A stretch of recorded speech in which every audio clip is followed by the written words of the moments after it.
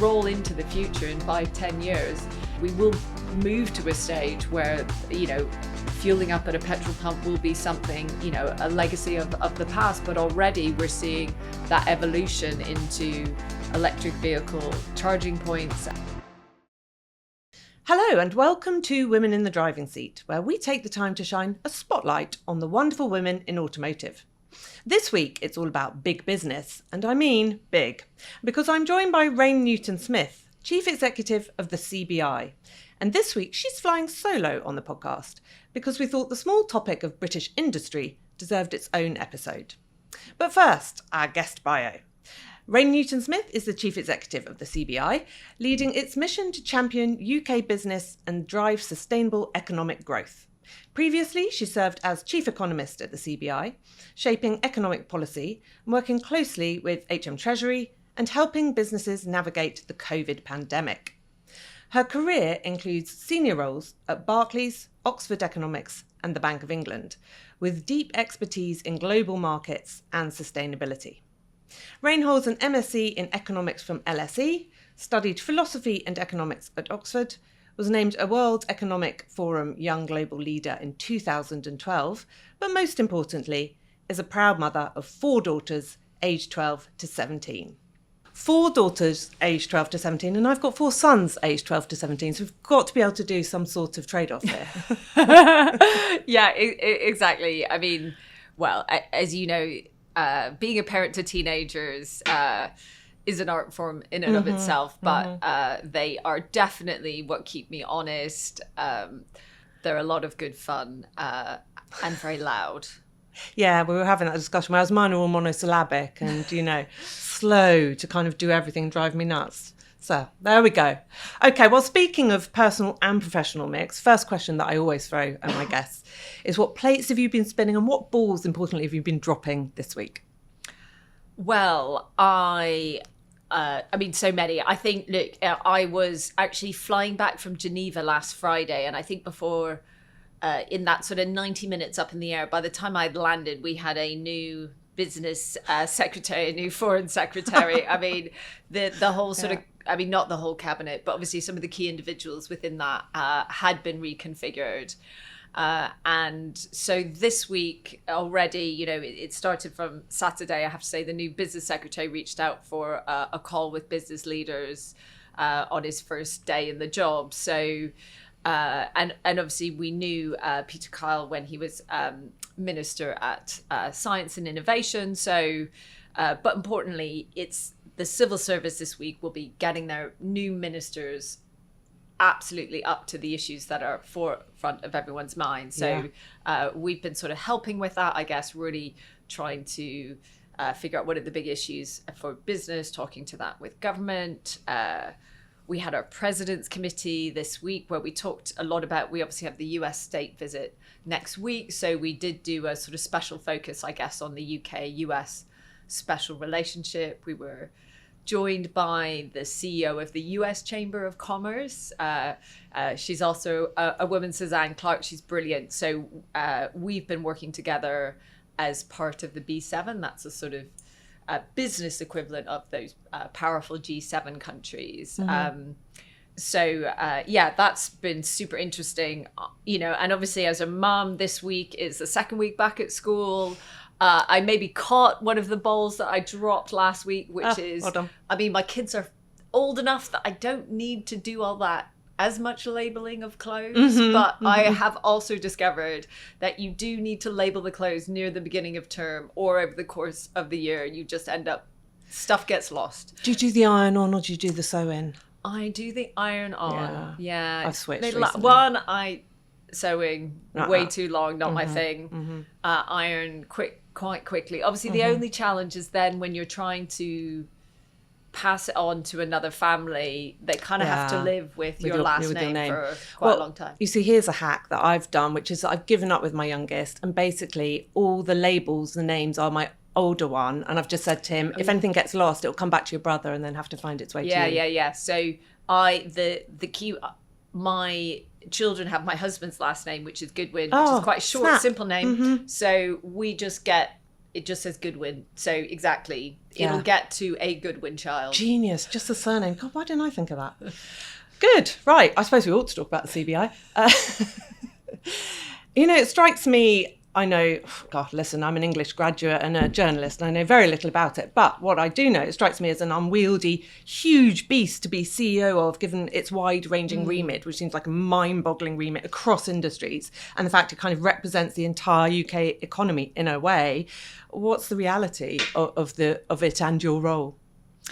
Well, for me, it's a huge privilege because you get to talk to business leaders across different sectors, different size of company about the things they're really passionate about. And almost, I think the fact that we can speak across different sectors, different regions, different issues is really our secret power. And I saw that just one of the committees we had this week, I was hearing from business leader from Curry, so electrical goods, and really reaching out to consumers, to a company which runs cruise liners, and to talking to one of a major financial services provider about the development of quantum technology and quantum computing. Yeah, I mean, wow.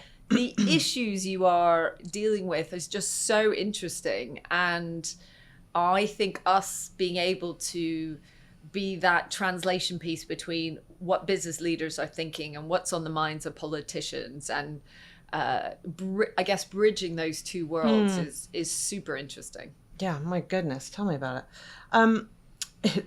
So, you started off this podcast talking a bit about the changes in government this week. What causes you, or who causes you more of a headache, industry or government?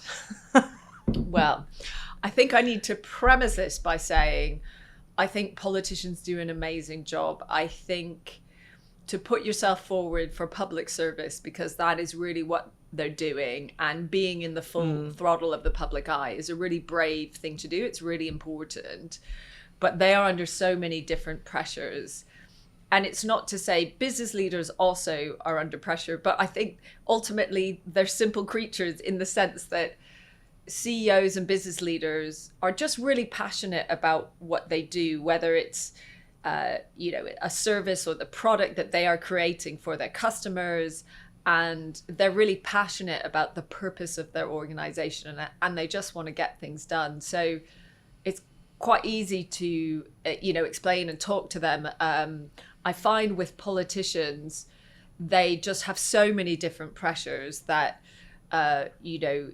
And sometimes you can say, well, surely this is the right course of action on the basis of what the economics sets out. But, someone will say, well, actually, no, they can't do that. And you say, well, why? Oh, because of politics. And it'll either be internal party politics, it'll be or between the different parties. And so it's just a really difficult world to navigate. But I think it's one where, at the CBI, we've got experience of working with civil servants, working with politicians from across all parties. And I think we're able to do, to be that translation piece in between how business leaders see the world and the world in which politicians have to operate. Yeah. What then about automotive? What do you think of the automotive industry? If ever there has been a time for more flux and change and just constant, the unknowable, I've never known I've never known the automotive industry leaders be able to not forecast, with any predictability the next 5-10 years in terms of consumer take-up, sentiment, manufacturing, sales. It's mad. Do we look like a resilient, efficient, productive bunch, or have we been slow to adapt to the 21st century compared with other industries? I'm interested because I have very little knowledge of outside of automotive, how we might compare. So I think, like so many industries, and I think actually the automotive industry has been at the crosshairs of so many of our recent challenges. So if you think back to the COVID pandemic and everything, all the sort of pressures on supply chains, because when you're producing a car, the number of parts that have to move across borders and come from different parts of the world to make the finished good that we all drive, use to get around. During the COVID pandemic, being able to find all those component parts was a huge challenge. And of course, how there was all the piece around how to support your workforce during that a really difficult time. And then, almost, and of course, now we're facing a huge disruption to the world order in terms of trade. There's no doubt that Trump's tariffs have returned the world, which we, as economists, we've always worried about a trade war, but never actually thought it would happen. And now we see it unfolding in front of our eyes. So, it's good for the textbooks, isn't it, for future economists, yeah, students? Exactly. But you sort of don't want to be living through those moments in history, do you? No. So, and of course, the other big seismic change is the move to electric vehicles, the decarbonisation of our economy. And of course, we think primarily in terms of energy and moving away from fossil fuels to electricity and other renewable forms of energy, whether it's offshore wind or solar. But actually in the UK over the next decade, 80% of the decarbonisation we need to see in our economy is actually outside of the energy sector. And I think in a really good way, our passenger vehicles are almost ahead of the curve, right, than from some of our other forms of transport in moving towards electric vehicles and having, but it's a huge wave of change. And we know that it needs a combination of good regulation, but also encouragement of the industry and helping consumers eat, it's really changing now, but certainly previously the upfront costs of electric vehicles were higher, even if the long-term running costs are lower. And so helping customers make the right choices, helping the industry adjust to that. It's a huge wave of innovation. Yeah, I'm excited by it, even if some of my colleagues are kind of flat on the floor, rocking slowly. Do you guys play a role in across the government's industrial infrastructure and trade strategies, and all three of those significantly affect UK automotive, which plays a big part both as an employer and revenue producer in this country. But are you able to talk to us a bit about each of those three in terms of key themes, where they fit with automotive or where you guys connect with the auto industry on them? Because I think a lot of people, when they think about any bridge between the automotive industry and the government, for example, they think about the SMMT, Society of Motor Manufacturers and Traders. We don't really go much further than that. So it's interesting I think, for everyone to understand how the CBI connects into our industry. Yeah, so I guess the way I sort of see it is we're a confederation of British industry, and that confederation comes from the over 130 different trade associations who are members of us, and they bring a huge volume of businesses. So over 150,000 individual businesses are represented to us as part of that confederation. And again, and we also have many major corporates who are direct members of the CBI. But I think our confederation can sometimes be our superpower, because if I need to get detailed analysis of the pressures on the automotive industry, if when we as the CBI might be talking to government about some of those big trade negotiations, so they're obviously trying to think about the trade negotiation with the EU, and we have recently signed a new common understanding with the EU, and at the same time the government have been negotiating with the US, which is really very different, about minimizing some of the very large increases in tariffs that the US government have imposed. And so we'll be talking to the government about some of those bigger principles, what are some of the big priorities. But when it comes to the detailed things that the automotive industry needs, I know I can call Mike or Constanza at SMMT, and they can talk me through some of the really specific asks that the industry needs to see. And so when I'm in the room with government and they will say, how's the automotive industry feeling relative to life sciences, relative to creative industries, I've got that detail there. So I think it's sometimes about being able to have that detail, but our power is being able to talk across the whole economy. And I think there are so many other areas, such as, thinking about how the labour market works. And at the moment, the government are introducing legislation around changes in employment rights and how those will impact businesses understanding that, but also their voice being heard in that. We've got teams who have the depth of expertise on some of those issues like skills and immigration, the broader landscape for innovation, the broader policies around climate and sustainability, which individual trade associations or companies aren't able to have that depth of analysis. So that's where we are also helping them in their understanding and helping their members as well. Right, okay. And now it is time for Podcast Pit Stop. Are you ready? On your marks. The Economist or Private Eye? The Economist. Of course. Gosh, that's so boring, but it's true. No, I'd be disappointed if it was otherwise. Drive or public transport? Ooh, think about where you are. This is, well, okay. Public transport in cities, but I live in a village, so absolutely driving. And I'm pleased to say my husband and I are in the market for a new car, so we are very excited to go test driving on Friday. Oh, once you've researched it on Autotrader, naturally. Very good. Do you know well what? done. I already have. Oh, so there we go. She's on it. Financial Times or Bloomberg?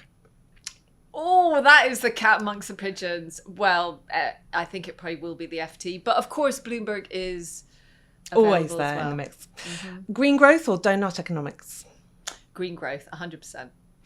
Financial industry or tech industry, and you can't have fintech. Oh, you see, that's like choosing between my children. Oh, easy, no, surely. All right, I'll let you sit on the fence on one. Beach or mountain? Ooh, that's tough because mountain, definitely. I love climbing and hiking, etc. But I'm a swimmer, you see. So come along. But could I settle for a lake? Mountain lake? Is that cheating? Oh, geez. Okay. Sorry. Wow. Electric or petrol car? Well, we have a petrol car, but we will be buying an electric. Oh, boom. We'll come on to that. Treasury or Department for Business and Trade? You're going to take a pass on that one as well, aren't well, you? yeah, I can probably have to. Again, choosing between my children. We need both of them. Okay. Gym or yoga? Ooh, yoga for sure. Me and Em or Net-a-Porter? Might have to pass. City or country? Country. New build or period property? Well, I have a period property, so I'll have to go with that. Dog or cat? Definitely a dog. Flexible working or office full time? Flexible working. Okay, there we go. Not as decisive as I thought you were going to be, I have to be honest, but well, you know, whatever. Back to the automotive industry. Is it still seen as a key driver of kind of UK PLC health, or even a key bellwether of which direction the country is headed in?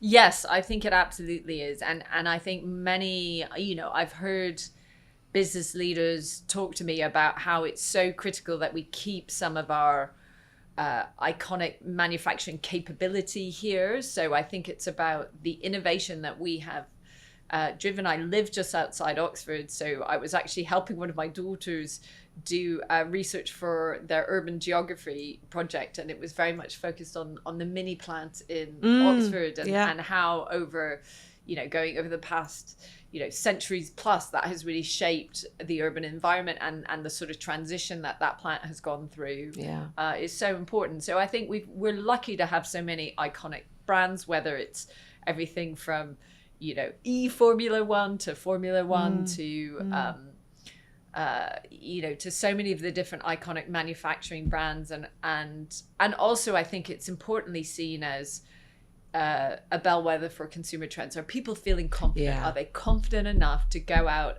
and buy a new car, buy a secondhand car, whichever route you're going down? It's a huge purchase and a huge commitment that households are having to make. So if they've got the confidence to go and do that, it's seen as a bellwether for how is consumer confidence doing more generally. And as we talked about earlier as well, some of the choices that consumers and households are making about the types of vehicles and that whole energy transition as well is so important as a bellwether for where we are. Yeah, well, on that subject, electric cars, from both from your point of view as a driver, a potential owner, and an economist, I suppose, what's your take on them?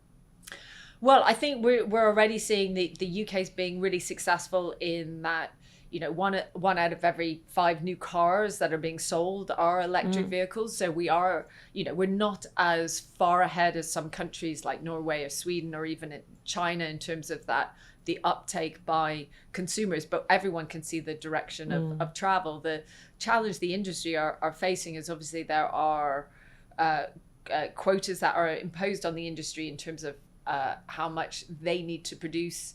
And the problem is if that gets too far ahead of where consumer demand is, that really puts pressure on the industry, particularly if it's not a level playing field, because some of that imposition isn't the same for producers around the world. So, but look, I think one of the things that we do need to focus on is make sure we have enough charging points, that we've really thought about the availability of those charging points. But I think what we're seeing is we're starting to solve some of those issues. And I think the more we can invest in the infrastructure we need, the more we can help consumers have the confidence to make the transition. It's an area where we can really lead the world. And ultimately, we're a relatively small island. So I think it's eminently doable. And I think the other thing is once we get to certain tipping points, if you roll into the future in 5-10 years, it will we will move to a stage where fueling up at a petrol pump will be something, a legacy of the past. But already we're seeing that evolution into electric vehicle charging points, and also I think whichever fuel you're using within a car, the innovation within those vehicles are so different, right? You're seeing the advent of car sharing clubs. You're seeing it's very much almost mobility as a service for particularly for people in urban areas now.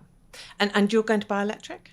Yes, definitely. Putting you on the spot here. Yes, we are, and I'm super excited. We already use an electric vehicle as part of a car sharing. We rent a car sharing club in our local area. I really enjoy driving them, so I'm super excited. Do you have will you be able to get a home charging point? We already have a home charge. Right, so we got one step ahead and installed a home. Yeah, so we are one of those fortunate people where we have a driveway where we can have a home charge point. But I have to say our village, it was quite interesting. It caused a lot of chatter in community WhatsApp groups, but our the main car park by the doctor's surgery has already installed a huge amount of electric charging points. And obviously when they were first there, they weren't really used. But now we're seeing over half of them are used on a regular basis. And that's only over the course of a few months. Give it a few more months and I think you'll see them used regularly. And so I do think it is partly build it and it will come, because then people see that they know they can get an electric vehicle, they know they can find a charging point, and it gives people the confidence. This has been the problem though, hasn't it? You'll know from an economist's point of view, chicken or egg, do you force people, private companies to splash out on putting the infrastructure in, hoping that the market will then be there, or do you wait for the market to be there and then, one begets the other, doesn't it? You can't get the electric cars without the charging points and so on. Anyway, let's move on slightly to, I suppose, the more macro picture behind electric cars, which is climate change. If you could quantify the effect of climate change and pressures of sustainability on the CBI's remit now, in terms of kind of its workload and how your remit has changed to address all the stuff to do with climate change, what would you say? I would have thought it must have radically changed the landscape for the CBI's focus. Yes, though I think, going back over, it's something where the UK, but importantly, I think the CBI we've always been at the sort of forefront. So, even over 10 years ago when I joined the CBI, we always had a team really focused on the transition to net zero. I actually think it's better to think about it in terms of the energy transition, because already, the UK has led the development of offshore wind and obviously there's other areas around solar energy and I think we were one of the first countries to have to enshrine carbon budgets into our economy, into our governance. And so that was an important thing that business had to adapt to. But I think the big step change, I think, in the UK was, and our global leadership was in the run up to COP26 just over 5 years ago, when we were. Gosh, that already 5 years ago. Yeah, well, yeah. I mean, a little bit less maybe, but yeah. I mean, we're at COP30 this year, so. But I think, look, it's.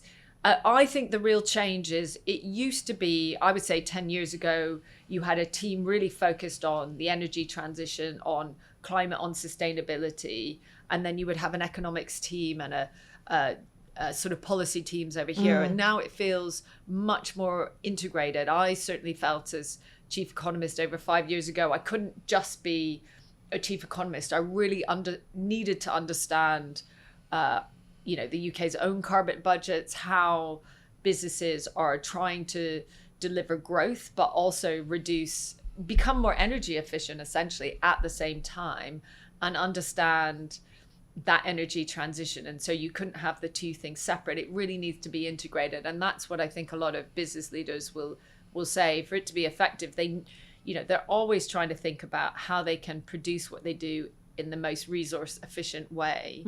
And so having a much more holistic approach to what a company is producing, how you make that sustainable over the long term is that sort of good business sense.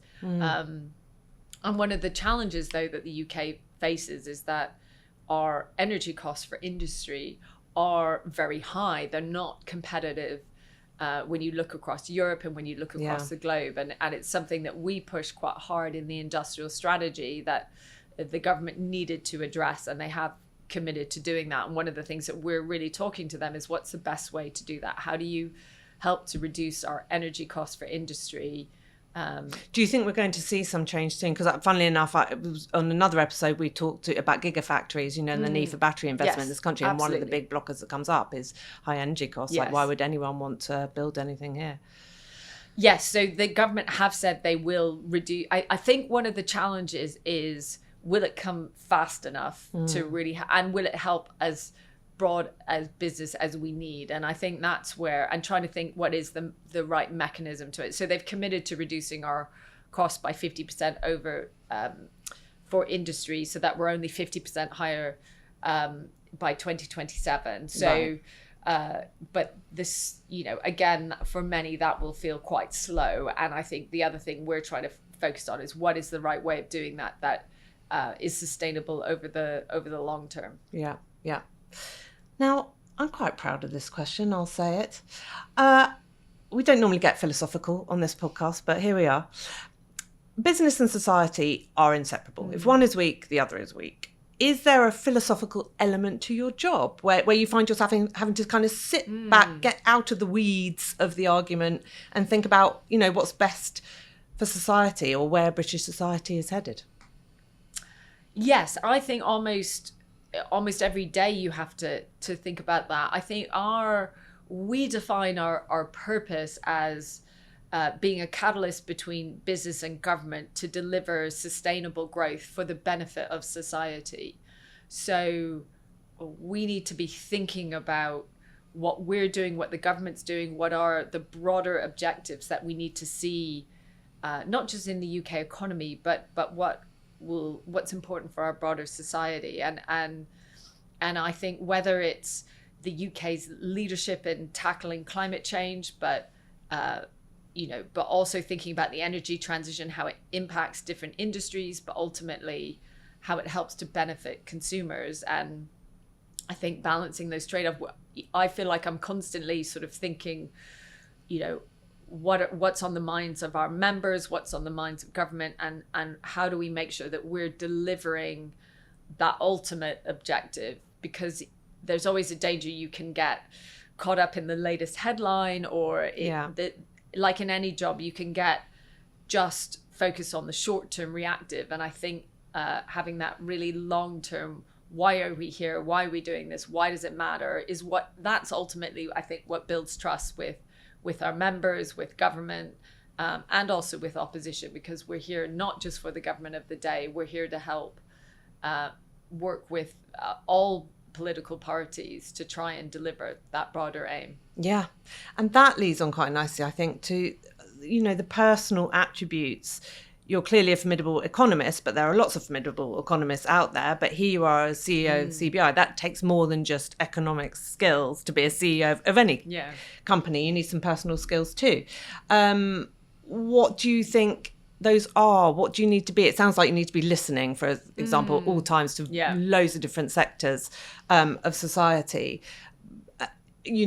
Are you an optimist, a pessimist, a pragmatist? What sort of person are you that means that you're suitable for this role, which you clearly are? I'm definitely an optimist. I think you can only lead through hope and confidence, and so I definitely think I'm a pragmatic optimist. I think you've got to deal with the world as it is, not the world that you wish it to be. Right. But at the same time, we've got to be optimistic about the future for the UK. We've got to be optimistic about the future for the world, and that's a power in and of itself. I think as an economist, I think actually there are things that are really useful at the moment, particularly navigating the world. Economists are quite good, I think, at navigating uncertainty. We're used to building scenarios and not just thinking about predicting exactly what will happen tomorrow, but what are some of the uncertainties? What are the probabilities? What are some of the risks that are out there? So I think actually that's quite a useful skill as a business leader. But you're right, the when you are leading teams and what I'm and leading any organization, it's about building a diverse team. It's about creating that sense of purpose. It's about being able to communicate what you do to politicians, to the media, to your members. So you absolutely do have to be a good communicator. But as you said, you really have to listen. You have to not, someone said like a really good expression, strongly held views, but held lightly, so that. Oh, I like that. It's really good, isn't it? Because you should have the courage of your convictions, but you also need to listen to people and change tack, or understand when you may have got something wrong. So I think it's always being curious, I think, is what is such an important quality in anyone and in any leader. Have there been moments, I mean, you sound eminently capable, but have there been moments in your role where you felt stretched too far or nervous, being filled with anxiety? I think it's always useful for people listening to CEOs and MDs and thinking, wow, they're in this godlike role, to hear about the human frailty behind the success. Yes, I mean, of course, all of those. I mean, a lot of what I do is presenting into a range of different audiences, but I think you should always get nervous before you do that. It's sort of what gives you the energy, and you get nervous because it matters. Why does it matter? Because you respect the audience you're talking to, right? And you want to communicate to them. So I think it's about channeling that nervous energy into into making it a better presentation, a better conversation. And I think, look, we've all had moments, in a day, in a working week, in a life where things feel overwhelming. And I suppose the things that I've always found helpful, someone once said to me, particularly in a moment that was more challenging, is just sort of said, look, this too will be in the rear view mirror, which I just realized is a brilliant analogy. Boom. Thanks. But it's just sometimes in the moment, it can just feel, but just getting that sense of perspective that actually in a day, a couple of days, it will, this too will have passed, and you will have navigated your way through, and just also understanding when your own personal energy has suddenly got low for whatever reason is, and knowing what you need to do to recharge it. Oh, geez, they're just flying now. Yeah, it reminded me, my mother was a journalist. I followed in her footsteps back when it was print and no digital. And she always said, if you mucked up in print for a national newspaper, it doesn't matter, because tomorrow it'll be wrapping fish and chips. Exactly, which is a great, and it's a great expression. So when you are also having those moments where you're finding it too much, just think, what does energize you? What is, and sometimes it's just thinking about, your purpose. Sometimes for me, it's, just watching Race Across the World with my girls, or, going for a swim, going for a bike ride, whatever just gives you a sense of perspective that what you are doing is important, but it's not the end of the world. And you are part of a team, and there are people out there who want to support you. So reach out to one of them, get your energy back, and go be brilliant at what you do. Oh, well, our final question is normally one life lesson, but I think you've just given us about 10. So I think we will wrap it up there. And Rain, thank you very much for coming on. It's been a pleasure. Thank you.